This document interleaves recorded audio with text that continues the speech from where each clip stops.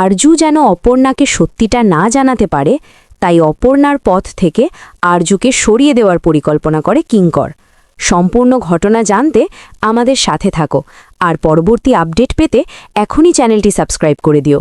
আজকের পর্বের রিভিউতে তোমরা দেখতে পাবে অর্ক মেঝেতে পড়ে থাকা রাজনন্দিনীর ভাঙা ছবির ফ্রেমটা দেখতে পায়। ছবিটার কাছে গিয়ে সেটি হাতে তুলে নিয়ে চিৎকার করে ওঠে, দিদি, দিদির ছবিটা এভাবে মেঝেতে পড়ে আছে কেন? দিদির ছবিটা কে ভেঙেছে? আমার দিদির ঘরে কে এসেছিল? এই বলে অর্ক প্রচণ্ড উত্তেজিত হয়ে পড়ে। তাকে কিছুতেই সামলাতে পারছিল না মিসেস সিংহা রায়। ঠিক তখনই অপর্ণা অর্কের কাছে এসে বলে, ভাই, তুমি কাঁদছ কেন? তুমি এত কষ্ট পাচ্ছ কেন? তোমাকে কষ্ট পেতে দেখলে আমার খুব খারাপ লাগে। দেখো, আমি তো এখানেই আছি, আমার কিচ্ছু হয়নি। অপর্ণার কথা শুনে অর্ক তাকে রাজনন্দিনী ভেবে জড়িয়ে ধরে কান্নায় ভেঙে পড়ে।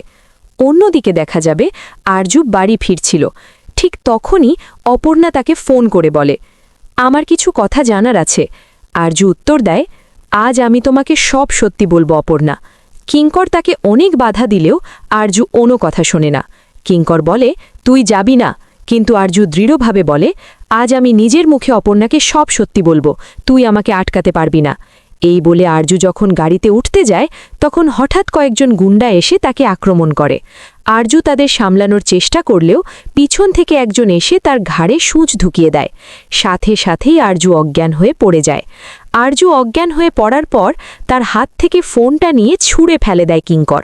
তবে কিঙ্করের মুখ দেখা যায় না, সে মুখোশের আড়ালে ছিল। এরপর অজ্ঞান আরজুকে নিয়ে সেখান থেকে চলে যায় তারা। তো বন্ধুরা, এই ছিল আজকের পর্ব।